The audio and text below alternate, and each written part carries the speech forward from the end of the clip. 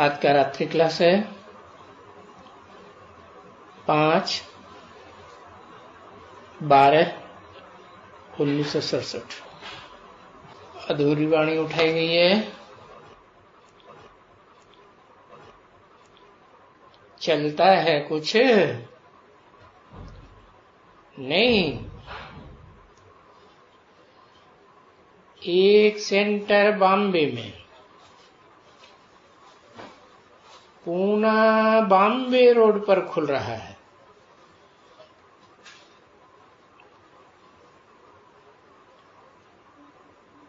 बाबा से पूछा, बोला ले लियो। खोलने वाले खोलते हैं, ले लिया है।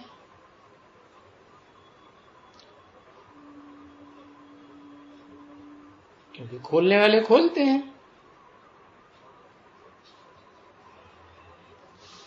एक तो अभी मैसूर से ही तार आई थी,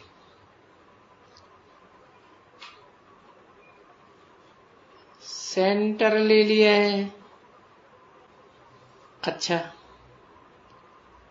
बड़ा अच्छा। एक समाचार पुणे का भी है कि सेंटर ले लिया है।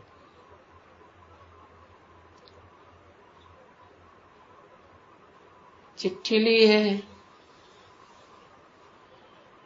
एक बॉम्बे से भी आया हुआ है।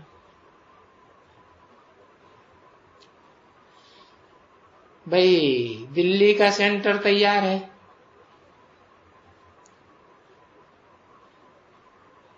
कितने होंगे?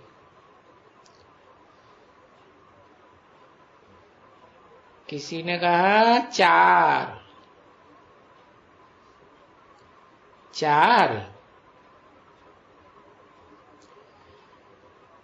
अभी इन सबको भी चित्र पहुंचाना है। किन सबको है? दिल्ली के 4 सेंटरों को चित्र पहुंचाना है। कौन से सन की बात है? 67 की बात है कि दिल्ली में 5/12/1967 तक कितने सेंटर खुल गए? 4। फिर कल लिखेंगे बॉम्बे वालों में इतना दम नहीं है, दिल्ली वालों में कुछ दम है। किस बात की है? सेंटर खोलने की है। हाँ,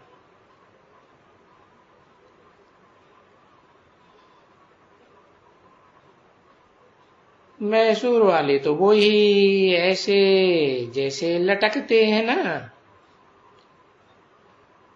वो बनाते हैं।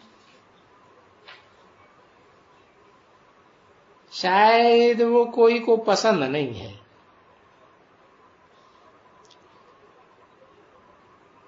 भला क्या है?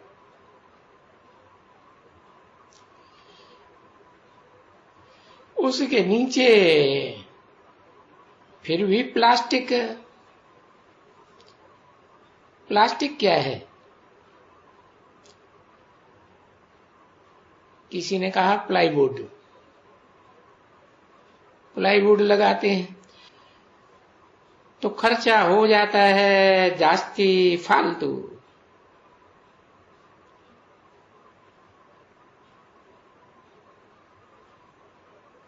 तो राम सावित्री उसने भी लिखा है कि हमने मकान लिया है।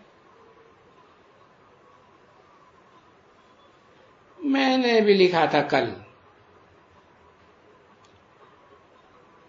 सभी सेंटर से जो चित्र हैं ऐसे बनाना कम से कम 6। तो ऐसे बनाना, ट्रांसलेट। और जो और जरूरी है उसमें ये भी जरूरी है, और झाड़, गोला, त्रिमूर्ति जो इतना पुराना है, कितना पुराना है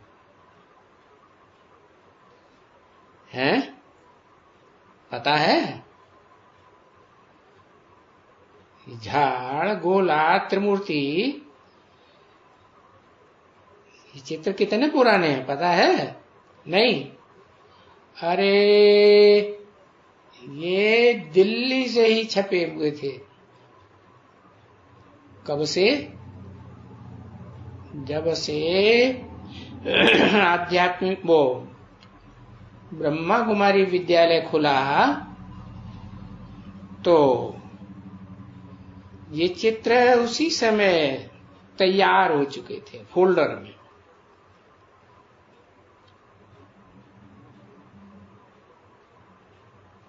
ये बड़े, जो कि ये साइज की बनाना, नहीं तो कोई देरी है।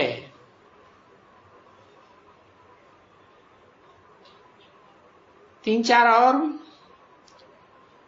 एक गीता का भगवान कौन?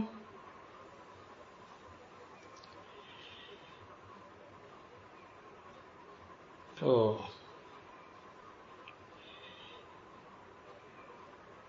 ये तो ट्रांसलाइट का ही लगाना।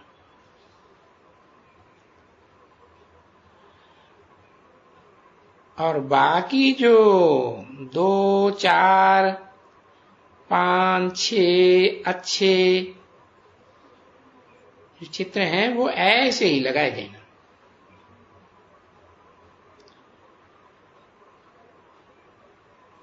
जितना चाहिए 3, 4। तो देखो कितना हैंड चाहिए फिर।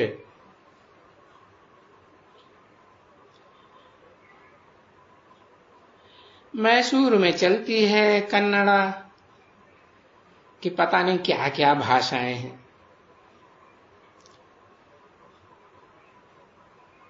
दिल्ली के लिए तो मुरली चली गई है। बॉम्बे पुणे वालों ने लिखा है कि मदद करो एकदम। अब मदद तो बॉम्बे में बहुत है बच्चियां, कोई को लगाए दियो।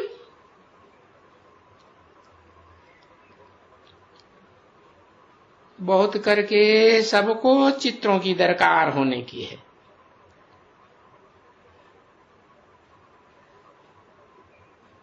अभी खोलते तो सभी खुद ही हैं,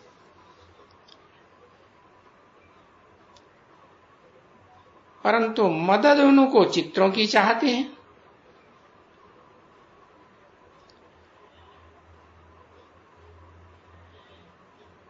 एक ही बल्ब बोलता है। अभी ये तो साधारण बात है जो गीता में भगवान कृष्ण का लिखा है, और ये समझाते हैं कि नहीं, और ये बात सिर्फ समझ जाएं तो जो भक्ति करते हैं कि मुक्ति मिले भगवान से, फल मिले, वो मिल सकते हैं। इतना सहज होते हुए भी बहुत। गीता का भगवान कौन? और भी तो पॉइंट नीचे लिखते हैं।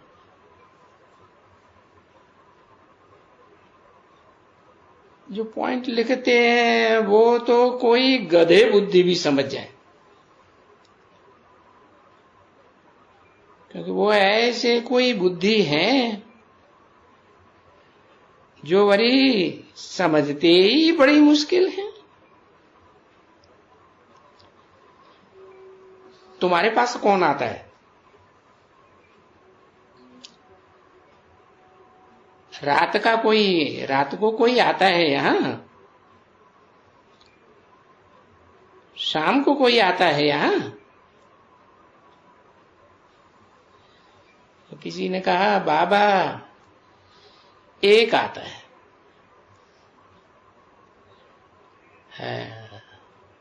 एक आता है क्योंकि एक क्यों आता है?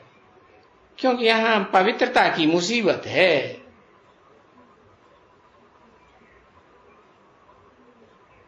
वो तो बहुत भारी मुसीबत है, कम नहीं है। बच्ची, इसमें कोई विजय कम पाते हैं। और फिर जैसे बाबा ने समझाया ना कि ये जो आंखें हैं वो बहुत धोखा देती है। बहुतों को तो बहुत धोखा देती है। समझ कम होने के कारण वो समझते नहीं है। नहीं तो ये सभी लोग कहें तो भी ये आंखें, मोह कहें तो भी ये आंखें, क्रोध कहें तो भी ये आंखें, अरे काम कहें तो हैं ये आंखें। आंखें सब तरह काम करती हैं। इसीलिए बच्चों को फिर दूसरी आंखें दी जाती है।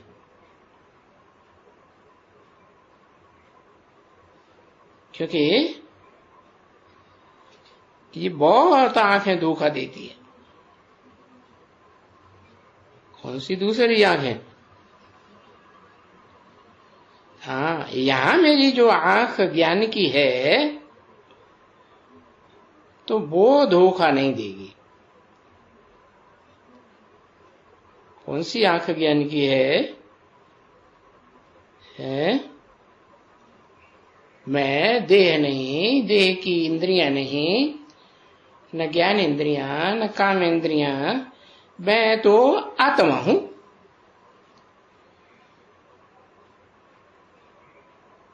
परंतु वो तो अभी मिलती है ना बच्चों को। तो वो बच्चे झटपट भूल जाते हैं। और वो हैं तो गुप्त आंखें। ये आंखें तो देखने में आती है, क्योंकि ये आंखें हैं बाहर की हिरी हुई। समझा ना? तो इनको हेर बड़ी मुश्किल टूटती है। किनको? है? अरे सुना ही नहीं। किनको हेर बड़ी मुश्किल से टूटती है? अरे स्थूल आंखों को हेर बड़ी मुश्किल से टूटती है। अब इनकी ये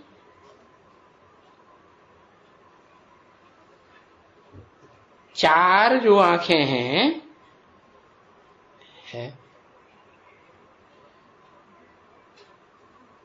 इनकी टेव है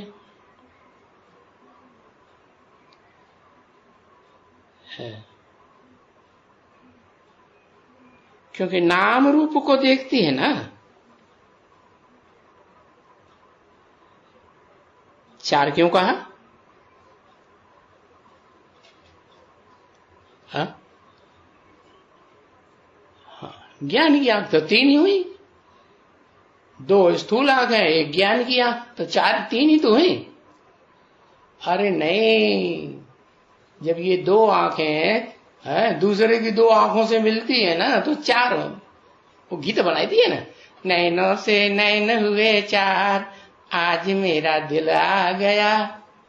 तो हुई कि नहीं चार? हाँ, तो टेव पड़ी हुई है आंखें मिलाने की आदत है, क्योंकि नाम रूप को देखती है ना। अगर ये ज्ञान आ जावे कि हम ये देह की कोई स्थूल आंखें नहीं है, हम तो आत्मा है, और हम भी आत्मा है, और हम आत्मा से ही सब कुछ करते आए।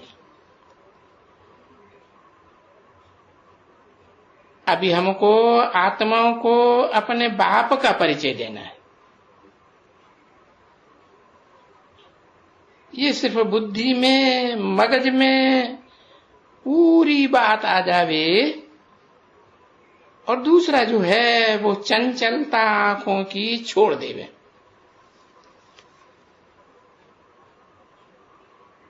तो अच्छी जल्दी से फायदा हो सकता है। बाकी आंखें तो बहुत काम करती हैं, समझे। और उन आंखों से अगर देखते हैं, देखते ही रहे तो वो तरस पड़े। इस आत्मा को भी बाप का परिचय देवे तो वो तरस आवे ना। कब? जब अपन को आत्मा समझे तब तरस आवे, कि इनको बतावे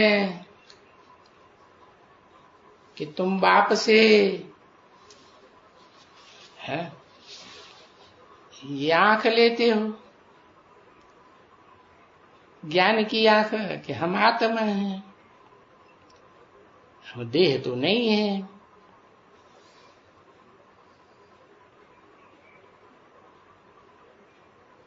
5/12/1967 की रात्रि क्लास का दूसरा पेज,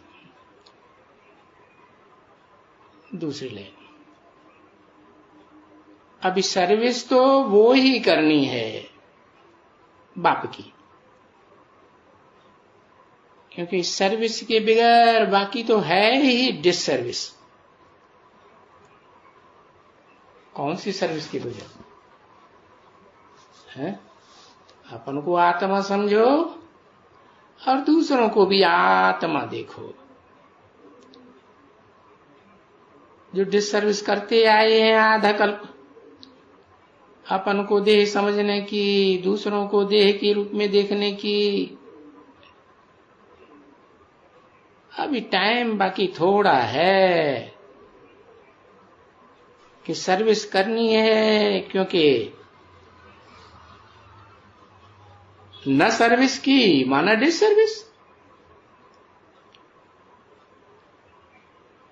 न सर्विस की तो डिसर्विस। अरे सर्विस नहीं करेंगे तो इससे क्या साबित हुआ? खुद को बुद्धि में रहेगा कि हम आत्मा हैं? नहीं, देह बुद्धि में याद आएगी। दूसरों की सर्विस करते रहेंगे तो अपन को भी याद आएगी कि हम आत्मा हैं। अपन को देह याद आएगी तो देह में, देह भान में रहकर डिसर्विस ही करेंगे। तो सर्विस करते रहें तो फिर हिर जावे सर्विस पर, है सर्विस के अभ्यासी हो जावे। अभ्यास पक्का हो जावे तो फिर सर्विस के बगैर चैन ही न पड़े। क्या अभ्यास पक्का हो जावे? सिर्फ यही, बाप को याद करने की, क्योंकि पतित पावन बाप है। बाप है और ये भी विचार किया जाता है कि बेहद का बाप है। क्या? पतित और पावन का कॉम्बिनेशन तो है, लेकिन पतित भी बेहद का और पावन भी बेहद। उनके बच्चे हम हैं, उसके या उनके? हा? एक बाप के बच्चे कि दो बाप के बच्चे? एक बाप के। उनके क्यों कहा फिर? हाँ, उनके माने दो हैं, एक आत्मा का बाप और दूसरा मनुष्यों का बाप, देहधारियों का बाप।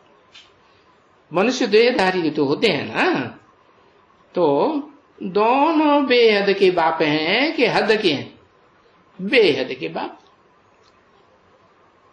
हद के बाप होते हैं 2, 4, 8, 10, 20, 50 बच्चों के बाप होंगे, और ये तो 500, 700 करोड़ मनुष्य, जो भी मनुष्य मात्र हैं इस सृष्टि पर, सबका बाप। और जो भी आत्माएं हैं, आत्माएं तो ढेर की ढेर, तो उन सब आत्माओं का एक ही बाप, तो बेहद का बाप हुआ ना। अभी ये ज्ञान मिलता है ना कि बेहद के बाप हैं, और हम उनके बच्चे हैं। उसके कि उनके? दोनों बाप के बच्चे हैं ना। हाँ? तो कहा उनके बच्चे हैं, ये अभी ज्ञान मिला है ना। हाँ? और तो कोई ये ज्ञान ही नहीं है। क्या ज्ञान है? कि हम दो बेहद के बाप के बच्चे हैं, एक सारी मनुष्य सृष्टि का बाप और दूसरा सभी आत्माओं का बाप। तो जो बेहद का बाप है और हम ही उनके बच्चे हैं, तो फिर हमको क्यों नहीं स्वर्ग की बादशाही होनी चाहिए? है?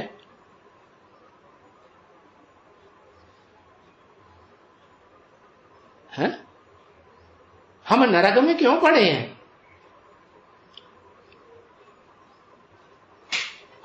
कारण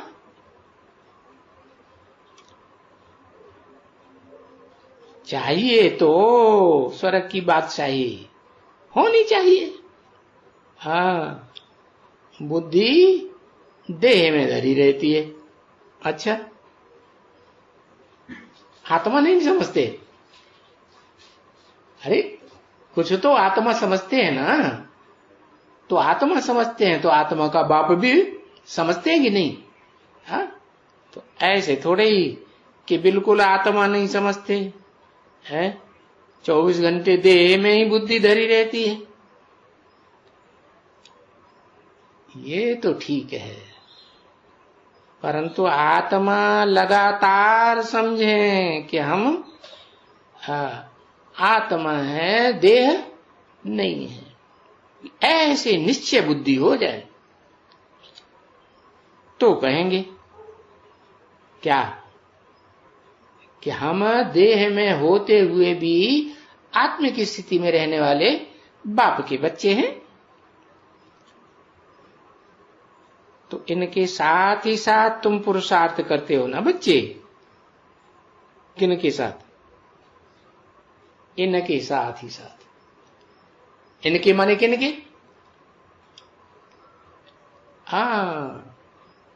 ये दोनों जो बाप है ना, मनुष्य सृष्टि का बाप और आत्माओं का बाप, इनके साथ ही साथ तुम भी पुरुषार्थ करते हो। परंतु ये बातें कभी कोई जानता भी नहीं है कि हाँ, कोई समझे कि हम बेहद के बाप के बच्चे हैं।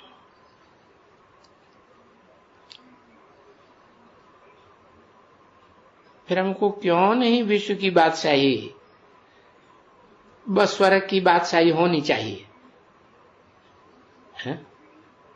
फिर क्यों का जवाब पूछा? तो क्या जवाब?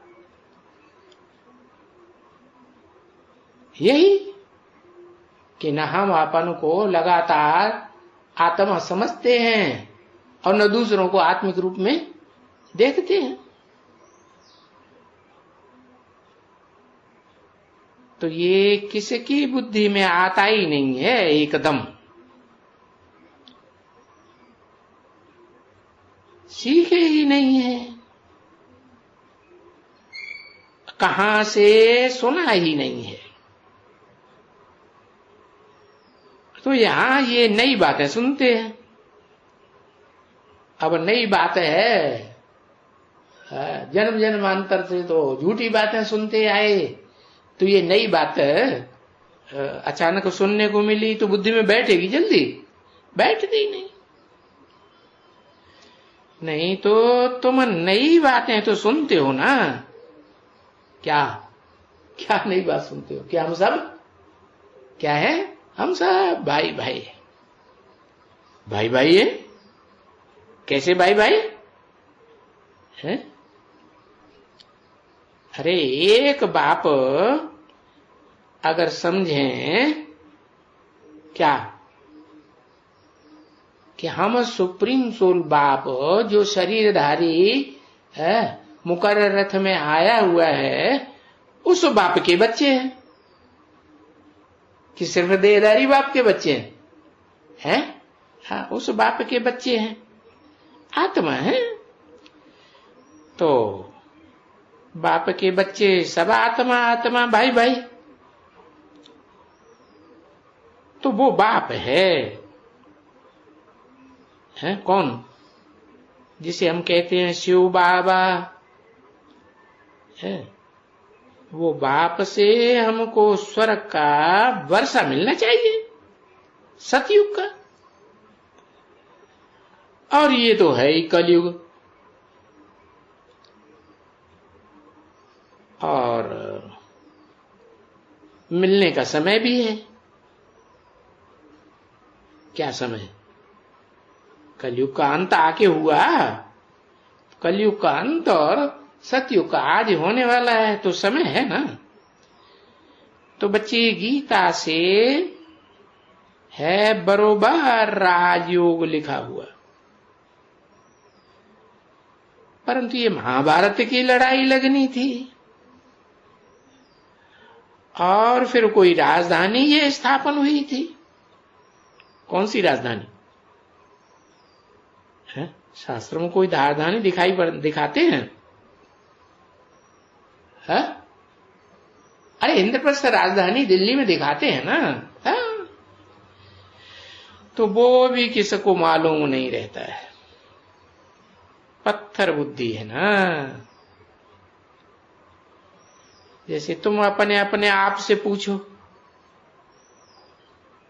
अपने पास से, कि हम कुछ तो नहीं जानते थे बिल्कुल ही। अरे भगत थे, इनके पुजारी, सत्संग, ये करना वो करना, बस। अरे बाप की तो जरा भी पहचान नहीं थी, है ना। रिंच की भी पहचान। तो अभी अपनी भी पहचान मिली है। क्या है? कि हम है आत्मा। तो बाप ने जो आत्मा रियलाइज कराई है, तो रियलाइज कराई है तो खुद भी रियलाइज पर आते हैं कि हम कोई आत्मा को अच्छी तरह से जान जाते हैं। अच्छी तरह से माने कैसे है? तो फिर बाप को जानने में कोई देरी नहीं लगती है। तो अच्छी तरह से कैसे जान जाते हैं? अच्छी तरह से कैसे जान जाते हैं? 84 कि हमने 84 आत्मा ने जन्म लिए हैं, इसलिए बाप को पहचान जाते। और 84 जन्म लेने वाले कितने हैं? 84 जन्म लेने वाले तो है 9 लाख तो है ना। नहीं है? 84 जन्म लेते हैं ना। है? अरे स्वर्णिम संगम युग का एक जन्म और सतयुग का एक जन्म। तो दोनों ही सतयुग में और स्वर्णिम संगम युग में दोनों जन्मों में जन्म लेने वाले 84 जन्म लेते हैं। हाँ? थोड़ा कम। कितना कम? हाँ। कितना कम? राशि या 84? हाँ? अरे 50 साल कम सबके, 9 लाख के। अरे अरे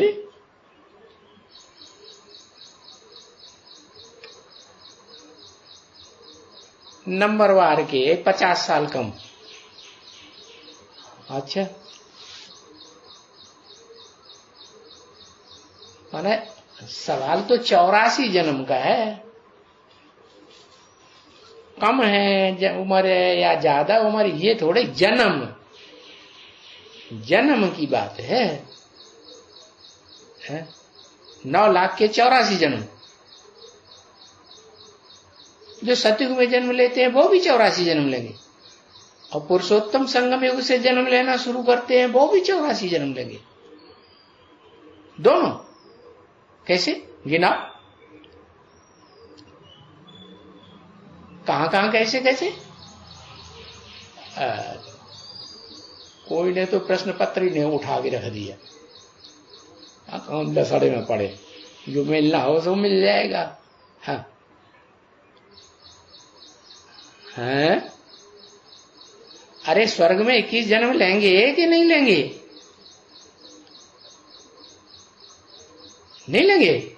हाँ, तो फिर 21 जन्म स्वर्ग में लेंगे और 63 जन्म नरक में लेंगे, तो 84 जन्म होने चाहिए। तो सतयुग में जो जन्म लेंगे वो भी 84 जन्म, और फिर सतयुग से पहले पुरुषोत्तम संगम युग में जो जन्म लेना शुरू करेंगे वो भी 84 जन्म। ऐसे कैसे है? वो भूल गए। अरे बुद्धि में रहना चाहिए ना। त्रेता में 13 जन्म, 9 लाख के। हाँ, त्रेता में कोई के 13 जन्म भी होंगे। कौन के होंगे? जो सतयुग में जन्म लेंगे, ठेठ सतयुग में, पुरुषोत्तम संगम युग की बात नहीं। सतयुग से जो 16 कला संपूर्ण सतयुग कहा जाता है, वहां से जन्म लेना जो शुरू करेंगे पहला जन्म, तो उनके 13 जन्म होंगे त्रेता में।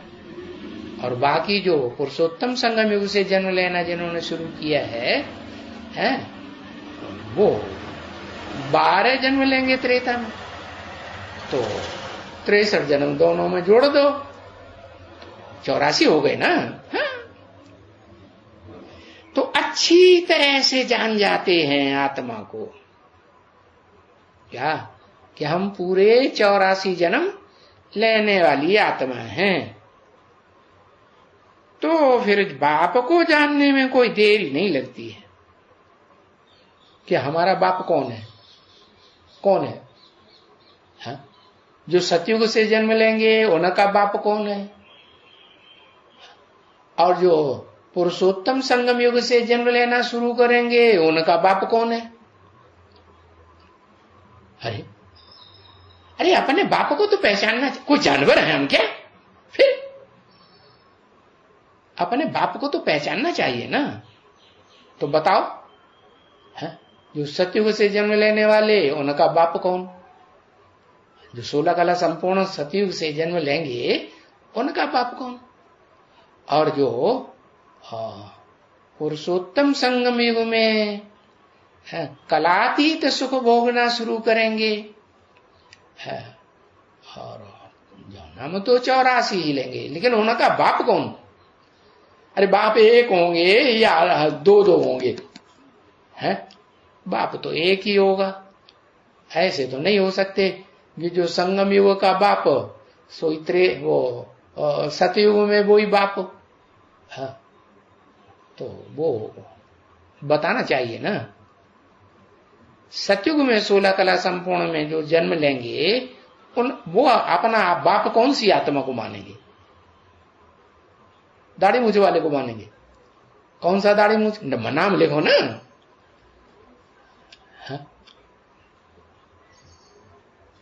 हाँ, संगम युग में वो दादा लेखराज ब्रह्मा को दाढ़ी मूछ वाला मानेंगे, जिनको कहा जाता है चार मुखों वाला ब्रह्मा।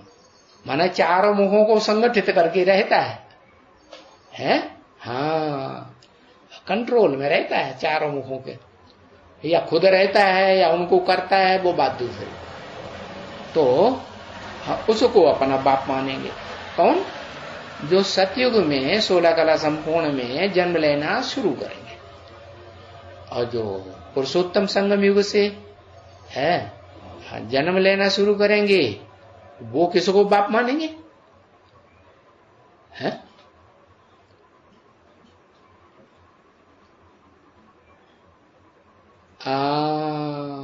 वो आदि नारायण वाली आत्मा जिसे कहा जाता है महादेव,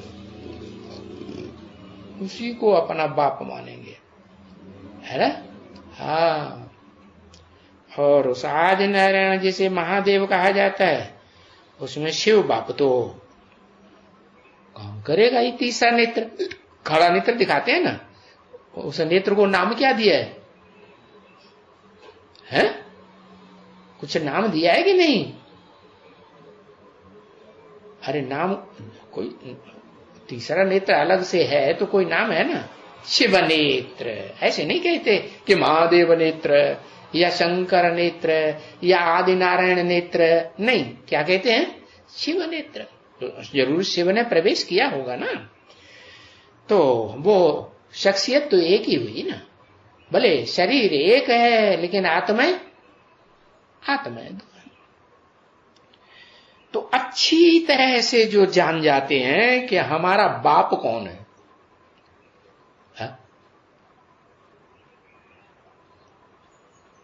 जान गए कोई अच्छी तरह से कि नहीं? बाप को जानने में फिर कोई देर ही नहीं लगती है। और आत्मा को भी जान लेते हैं कि हम कौन सी आत्मा है? अतीन्द्रिय सुख भोगने वाली है, वो आत्मा है जो विष्णुवंशी कही जाती है, विष्णु लोक की सुख भोगने वाली आत्मा वो है। या विष्णु लोक का सुख हमारे नसीब में नहीं है, अपने शरीर से, देह से। इस देह जो स्थूल है ना, हाँ, ये भी रहे और हमारी आत्मा भी रहे। तो जिनका स्थूल शरीर नहीं रहता है, शरीर यहीं छोड़ देते हैं, फिर सूक्ष्म शरीर भले धारण करते हैं, तो वो सतयुग में जाके क्या करेंगे? 16 कला संपूर्ण सुख भोगेंगे। शरीर से, स्थूल देह से भोगे ना, हाँ भोगेंगे। तो कहेंगे कि हाँ, कि भाई आत्मा को जाना। तो दोनों कैटेगरी की जो आत्माएं हैं उनमें पहले कौन जानेगा? है एक वो आत्मा जो पहले जन्म में अतीन्द्रिय सुख भोगती है, और दूसरी वो कैटेगरी की आत्मा जो अतीन्द्रिय सुख भोगते ही नहीं, सतयुग में जाके देह की इंद्रियों का सुख भोगना शुरू करते हैं। तो उनमें पहले कौन जानेंगे? है? अरे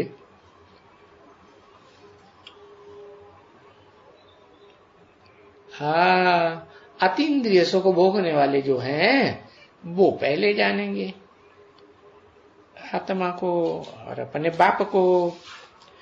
तो बाप तो बैठ करके समझाते हैं, क्या ऐसे नहीं कि बाप सिर्फ सुनाई के चले जाते हैं।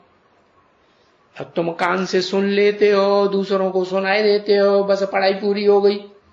नहीं, बाप तो क्या करते हैं? पहले सुनाते हैं, फिर जैसे माँ होती है ना, तो छोटे बच्चों को लोरी सुनाती है? और जो लोरी सुनाती है उसके अर्थ को बच्चा जानता है? गहराई से नहीं जानता। फिर जो बाप है वो तो टीचर बन करके समझाते भी है, हिज्जे हिज्जे करके समझाते। तो बाप के बगैर तो कोई समझा ही नहीं सकते। कोई कहे हमारी अम्मा ने समझाया, अम्मा तो पूरी गहराई की बात समझा ही नहीं सकती।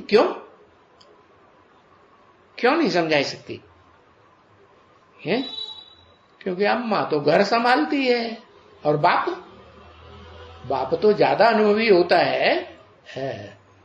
उसका अनुभव का दायरा ज्यादा होता है कि माँ की तरह छोटा दायरा होता है ना। तो बाप के बगैर कोई नहीं समझा सकता। ये आत्मा ऐसी छोटी है और ऐसे आत्मा में ये पार्ट अनेक जन्मों के नुदे हुए हैं। ये दुनिया तो कोई भी नहीं जानती है इन अक्षरों से। हाँ, किन अक्षरों से? ये जो अम्मा के द्वारा, ब्रह्मा के द्वारा जो अक्षर बोले गए, हाँ, ब्रह्मा दादा लेखराज के द्वारा जो वाक्य बोले गए, हाँ, उन अक्षरों को दुनिया गहराई से समझती जानती है? नहीं जानती। तो जैसे नए अक्षर सुनते हैं ना बच्चे, कहां? दादा लेखराज ब्रह्मा के मुख से जो भी मुरली निकली वो नए अक्षर सुने ना।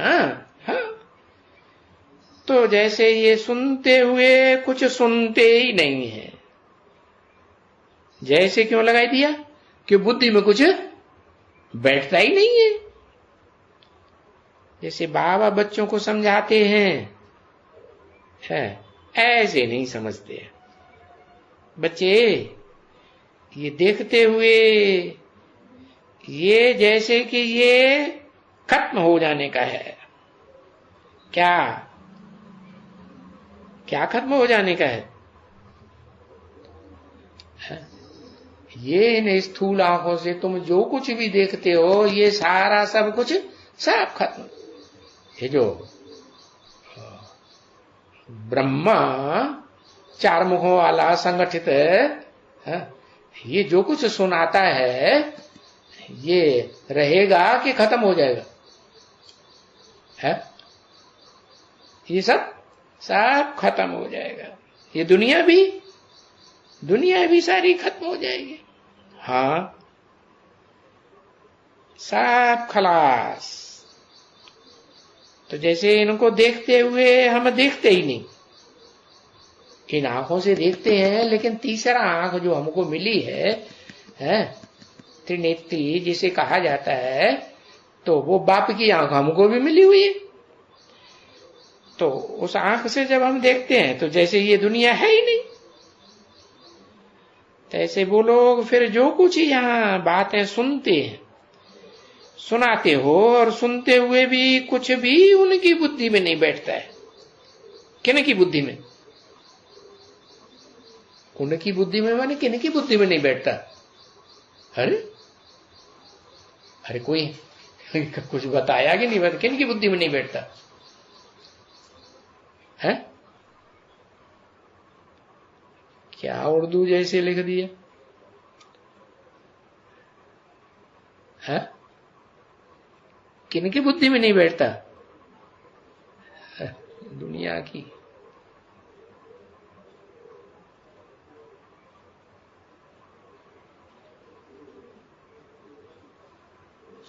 अरे दुनिया वालों की बुद्धि में कुछ बैठता? सुनते हैं अगर ये मुरली ब्रह्मा के मुख से जो चीज निकलती है, सुनाई जाती है, कुछ नहीं बैठता। अच्छा चलो उनकी बात छोड़ दो। और जो सन्मुख बैठ करके ब्रह्मा के सुनते हैं, उनकी बुद्धि में कुछ बैठता है? अरे फिर उन ब्रह्मा कुमार कुमारी जो अपन को कहते हैं, उनकी बुद्धि में बैठता है? वो कहते ही अपने को अम्मा कुमार है, मना बप्पा को तो जानते ही नहीं। जो समझाने वाला है, तो समझे नहीं तो जैसे कि सुना अनसुना कर दिए। तो उनकी बुद्धि में जरा भी नहीं बैठता है, जैसे कि तवाई बन जाते हैं। हाँ, बातें सुन सुन करके तवाई बन गए। सुनाते रहो, हम एक कान से सुनेंगे दूसरे कान से निकाल देंगे, मतलब हमारे समझने से कुछ मतलब नहीं है हमको। तो नई बात उनकी बुद्धि में बैठती नहीं है। नहीं तो बहुत सहज है। कब उनकी बुद्धि में नहीं बैठती है और है बहुत सहज, तो बहुत सहज कब होगा? है? बहुत सहज तब होगा जब बाप जो टीचर बन करके सिर्फ सुनाते ही नहीं है, एक एक बात का प्रश्न का जवाब भी देते हैं और समझाते हैं। हाँ, अच्छी तरह से समझाते हैं। ऐसे नहीं कि जैसे दुनिया वाले गुरु है कितना प्रवचन सुनाते हैं, है? और कोई जिज्ञासु बीच में पब्लिक में पूछने लगे दो चार, तो जवाब देंगे? है? बिल्कुल जवाब नहीं देते। प्रश्न उत्तर को जवाब देते हैं क्या? नहीं देते।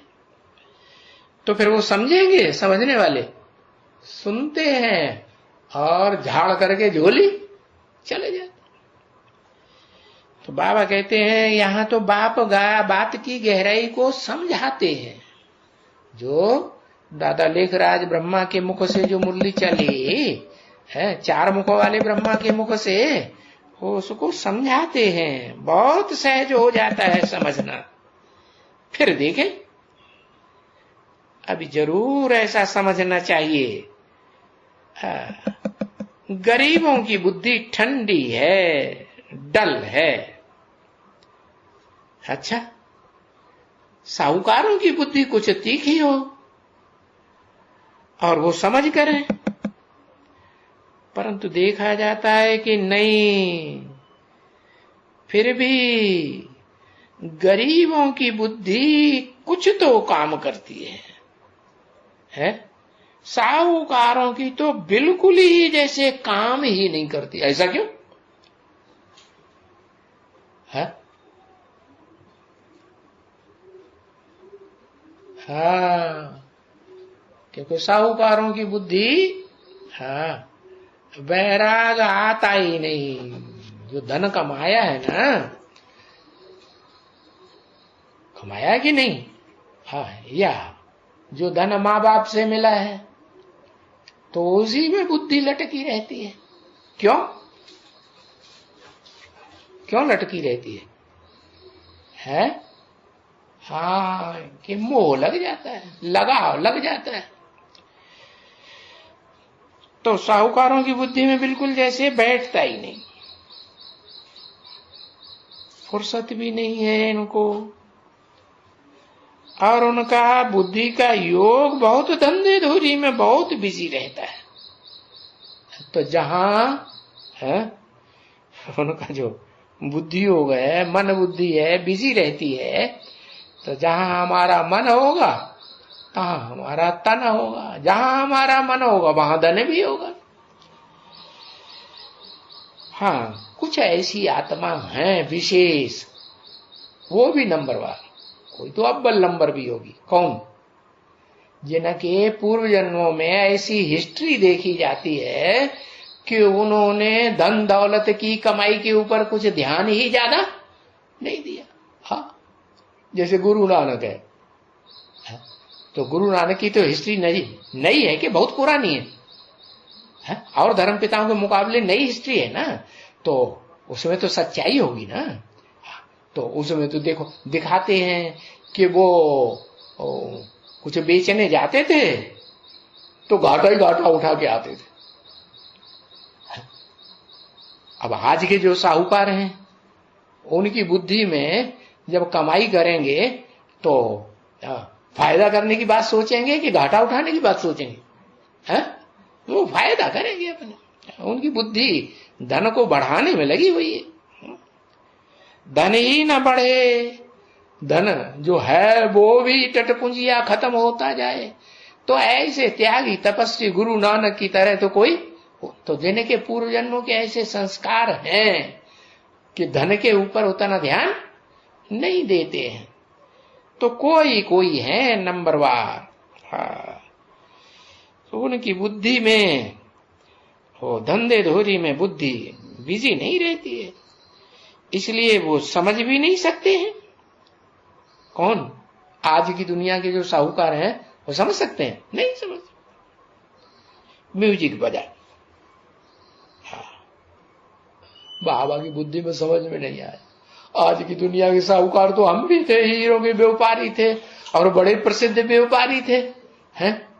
तो ये बात हमारे लिए बोल दी क्या? हमको कुछ समझ में नहीं आया, मैं बुद्धू हूं क्या?